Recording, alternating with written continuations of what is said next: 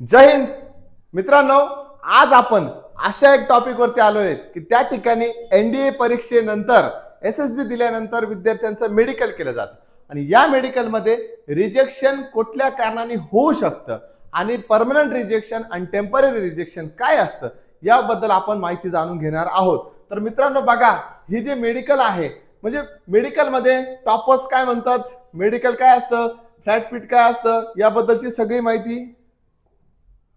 माहिती आपण या ठिकाणी जाणून घेणार आहोत। विद्यार्थ्यांच्या मनामध्ये परत प्रश्न असतो की सर या ठिकाणी फ्लॅट फीट काय असतं, कलर ब्लाइंडनेस काय, पाईल्स असतं तर चालतं का, ही सगळी माहिती आपण या व्हिडिओ मध्ये जाणून घेणार आहोत।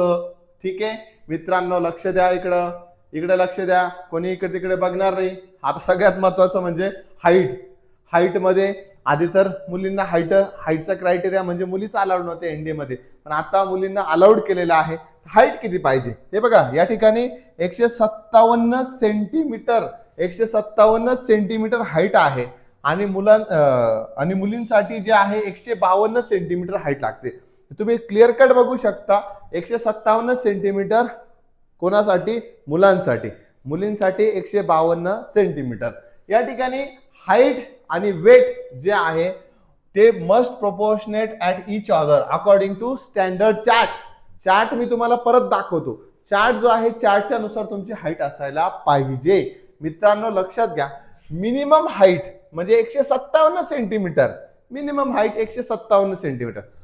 आणि जर समजा तुम्हाला एअरफोर्स मध्ये जायचं असेल, मी परत सांगतो, एअरफोर्स मध्ये जायचं असेल तर त्या ठिकाणी तुमची हाईट 162.5 सेंटीमीटर असायला पाहिजे। मिनिमम हाईट म्हणजे कमीत कमी हाईट किती असायला पाहिजे मुलींसाठी, तर मुलींसाठी हाईट आहे 152 सेंटीमीटर आणि त्या ठिकाणी 163 फ्लाइंग ब्रांच साठी हाईट लागणार आहे मुलींची। रिलॅक्सेशन आहे का सर, आम्ही हिली टेरेन मधून आहोत, आम्ही नॉर्थ ईस्टच्या राज्यामधून आहोत, तर आम्हाला हाईट मध्ये काय रिलॅक्सेशन भेटेल का, तर हो भेटणार आहे, रिलॅक्सेशन भेटणार आहे।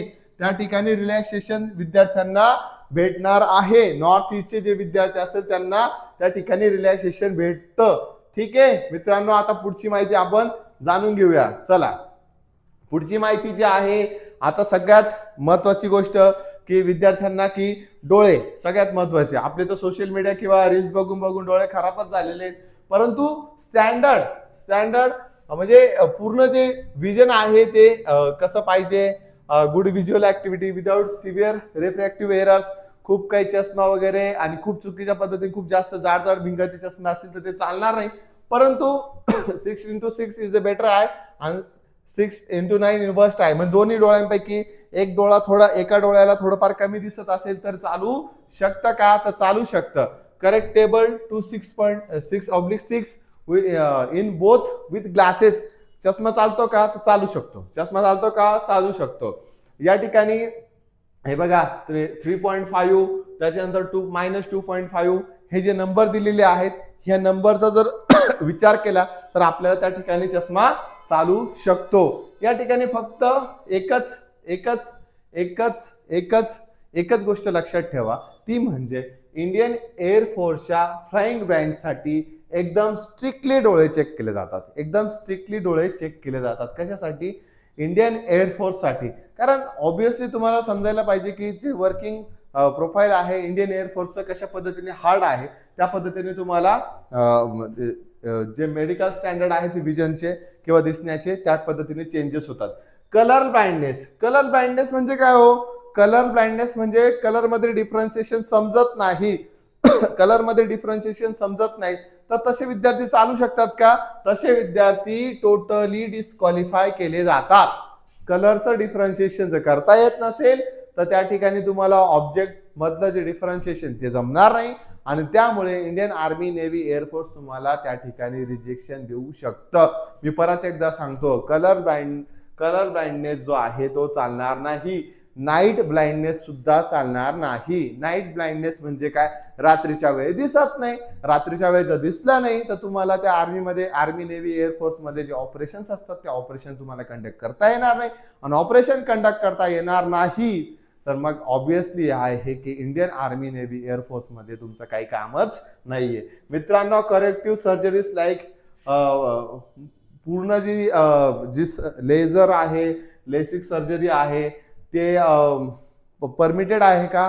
ते परमिटेड नाही. कोणीतरी म्हणतं की सर माझा नंबर खूप मोठा आहे, मी लेझर करू शकतो का? लेझर वगैरे त्या ठिकाणी अलाउड नाहीये.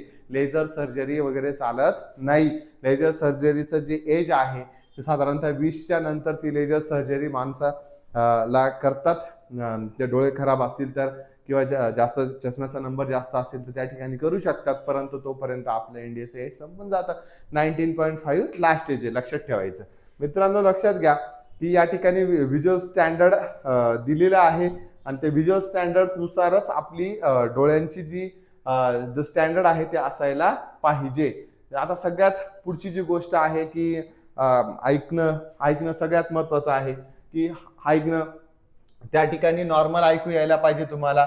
Should able to hear the force, म्हणजे या ठिकाणी बघा 610 centimetre away with each ear separately, म्हणजे तुम्हाला इयर ड्रम वगैरे व्यवस्थित पाहिजे. म्हणजे कानातून आपले जे कान असतात ना, कानातून काही विद्यार्थी असतात की स्कूलमध्ये पण बघितलं असेल की काही विद्यार्थ्यांच्या कानामधून घाण येत असते, म्हणजे त्या ठिकाणी त्याचा कान थोडा खराब आहे. तर खराब आहे ना, खराब असलेले कान चालतात का? चालत नाही. डेंटल हेल्थ, आता परत पुन्हा एकदा पुढची गोष्ट म्हणजे डेंटल हेल्थ. दात किती असायला पाहिजे? A sufficient number of natural and sound teeth. Natural मी म्हणतो नॅचरल, नाही तर आपण म्हणू की नंतर आम्ही डेंटिस्ट कडे गेलो आणि दात बसवले, असं चालतं का? तसं चालणार नाही. मिनिमम 14 डेंटल पॉइंट तुमच्याकडे त्या ठिकाणी पाहिजे. आणि एफिशियंट परत मग त्या ठिकाणी गम, ते दात जे आहेत जास्तच किडलेले नसो की पूर्ण दात खराबच झालेले, दातच राहिले नाही याच्या तोंडामध्ये, असा विद्यार्थी चालणार आहे का? नाही चालणार. आणि नंतर ब्लड प्रेशर की टेन्शन येतं मला आणि मी खूप घाबरतो, हे होतं ते होतं. बीपी जो आहे, ब्लड प्रेशर तो जो आहे ना 140/90 mmHg, मर्क्युरीचे जे पल्स रेट चेक केला जातो तो ईसीजी वरती रीडिंग जी आहे ना इथपर्यंत असायला पाहिजे मॅक्झिमम, किंवा त्यापेक्षा कमी असेल तर चालू शकते. हाय ब्लड प्रेशर जर एखाद्या विद्यार्थ्याला असेल, हाय ब्लड प्रेशर, थोडं जरी काही झाले तरी घाबरतो, फक्त घाबरतो, सारखं घाबरतो, तर त्या विद्यार्थ्याला घेतील का? घेणार नाही. त्या ठिकाणी रेस्पिरेटरी सिस्टीम, आता लंग्स तुमचं व्यवस्थित काम करत असेल आणि काही क्रोनिक डिसीजन नसतील तर त्या ठिकाणी तुम्ही चालू शकतात, परंतु टीबी वगैरे नसायला पाहिजे. ऑब्वियस आहे यार, ते इंडियन आर्मी, नेव्ही, एअरफोर्स मध्ये एवढ्या चांगल्या रँकवरती तुम्ही जाणार आहात आणि तुम्हाला जर टीबी असेल तर ते कसं घेणार आहे? तर तुम्हाला घेणार नाही. एक्सरे मॅन्डेटरी आहे चेस्टचा, तर चेस्टचा एक्सरे मॅन्डेटरी आहे. त्यानंतर normal range of motion, no spinal. हे बघा काय असतं माहिती का, आपला जो स्पायनल कॉर्ड आहे त्याचा डेव्हिएशन जो अँगल आहे तो पण 10 degrees for army and navy. परत फीट जे आहे म्हणजे फ्लॅट फीट नसायला पाहिजे, नॉकनीज नसायला पाहिजे. नॉकनीजचा पॉईंट तुम्हाला माहितीच आहे, पायाचे फक्त असताना. फ्लॅट फीट म्हणजे पूर्ण पाय जर असा प्लेन असेल तर तो विद्यार्थी चालणार नाही. आणि फ्रॅक्चर असेल, एखाद्या विद्यार्थ्याला फ्रॅक्चर असेल किंवा हाड कुठं मोडलेलं असेल तर त्याला मिनिमम एक 10-12 महिने किंवा 1-1.5 वर्ष झालेलं असावं. आणि त्या ठिकाणी खूप जास्त फ्रॅक्चर असेल तर ते रिजेक्शनचं कारण तुमचं ठरू शकतं. मित्रांनो एक लक्षात घ्या, स्वप्न बघितलं परंतु मेडिकली जर अनफिट असाल तर त्या ठिकाणी तुमचं लॉस होऊ शकतो. Other general health and lab test, म्हणजे या ठिकाणी पुन्हा एकदा सांगतो, ब्लडची टेस्ट तुमची होणारच आहे, म्हणजे रक्त चेक केलं जाईल. रक्त चेक केलं ऑब्विसली ते सगळं टेस्ट करणार आहे. HIV टेस्ट करतील, बाकीचे डिसीज टेस्ट करतील, नंतर तुमचं युरिन टेस्ट करतील. त्यानंतर डिसीज लाईक डायबिटीस हे काय भाऊला डायबिटीस असेल किंवा HIV, बघा बघितलं HIV असेल किंवा किडनी लिव्हरचा इश्यू असेल, असं काही इश्यू असेल तर तुमचं रिजेक्शन 100% आहे. हर्निया आणि पाईल्स, मी सुरुवातीला दाखवलं की त्या सुरुवातीच्या पिक्चर मध्येच होतं. पाईल्स चालतं का? पाईल्स चालणार नाही. समजलं? संपला विषय. पाईल्स चालणार नाही. मेंटल हेल्थ म्हणजे आता काय बोलत होता तेव्हा काय बोलत होता, असं चालणार नाही. नॉर्मल ऍस्पिरंट ज्याच्यामध्ये ऑफिसर लाईक क्वालिटीज आहे असा विद्यार्थी एनडीए साठी चालू शकतो.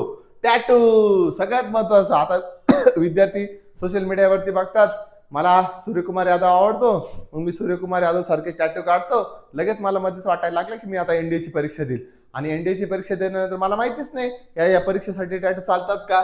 तर त्या ठिकाणी permanent body tattoos are generally only permitted on the inner face of the forearms. आतल्या बाजूला असतील म्हणजे दिसत नसतील तर ते चालू शकतात आणि अदर पार्ट्स वरती जर तुमचे टॅटू असतील तर ते चालतील का, तर ते चालणार नाही. मी पुन्हा एकदा सांगतो चालणार नाही. एक्सेप्शन आहेत, याला पण एक्सेप्शन आहे. याला एक्सेप्शन असं आहे की ट्रायबल कम्युनिटी असेल आणि त्यांचा कस्टम्स असेल, काहीतरी पिढ्यानपिढ्या ते टॅटू काढत आले असेल, गोंदलेलं असेल कुठंतरी, तर ते चालतं का, ते चालू शकतं. परंतु त्याचा इंडिव्हिज्युअल अनालिसिस किंवा केस टू केस त्या ठिकाणी व्हेरिएशन होऊ शकतो. ते परमिशन द्यायची का न द्यायची ते कमिटी ठरवेल. For female candidates must not be pregnant. आता ऑब्विसली की आता ते पुढचं कॉन्ट्रावर्शियल काय बोलण्याचा अर्थ नाही. प्रेग्नंट असायला पाहिजे. मेडिकल एक्झामिनेशन पूर्ण मेडिकल एक्झामिनेशन होते त्या ठिकाणी पूर्णपणे गायनेकोलॉजिकल डिसऑर्डर काही असेल तर त्या ठिकाणी तुमचं रिजेक्शन होणार आहे. त्यामुळे प्रायमरी जे मेडिकल आहे तुम्ही तुमच्या PSU मधून तुम्ही नक्कीच करून घेतलं पाहिजे. आणि तुमच्यामध्ये जर काही प्रॉब्लेम असेल प्रिपरेशनच्या आधीच, समजा विद्यार्थ्यांच्या मनामध्ये काही डाऊट असेल की बाबा रे मला मेडिकलमध्ये हा इश्यू आहे किंवा मला डोळ्यांना दिसत नाही किंवा मला चष्मा आहे किंवा माझ्याकडे टॅटू आहे किंवा असं काहीतरी फ्लॅट फिट आहे, नॉकनीज आहे, असा कुठलाही इश्यू असेल तर तुम्ही सक्सेस अकॅडमीच्या या नंबरवरती नक्कीच संपर्क साधू शकता. 7887883570 या नंबरवरती संपर्क साधा. आणि आपलं जर स्वप्न किंवा आपल्या मित्रांचं कोणाचंही स्वप्न असेल की 10वी 12वी नंतर त्यांना एनडीएची परीक्षा द्यायची, तर त्या विद्यार्थ्यांनी आपल्या युट्यूब मधील सक्सेस अकॅडमी नाशिकच्या युट्यूब चॅनलला नक्की फॉलो करा. आणि एनडीए महाराष्ट्रातल्या मुलांना जर समजा एनडीए जायचं असेल, आपला उद्देश एकच आहे, जास्तीत जास्त मराठी पोरं एनडीए मध्ये पाहिजे. एनडीए जर समजा महाराष्ट्रात आहे, खडकवासल्याला आहे, परंतु आपले मराठी पोरं एनडीए मध्ये किती आहेत, म्हणून जास्तीत जास्त मराठी पोरं आपल्याला एनडीए मध्ये टाकायचे, हेच आपलं स्वप्न आहे. ज्यांना कोणाला एनडीएचं प्रिपरेशन करायचं असेल त्यांनी नक्की संपर्क साधावा आणि अधिक माहितीसाठी दिलेल्या नंबरवरती क्लिक करा. जय हिंद.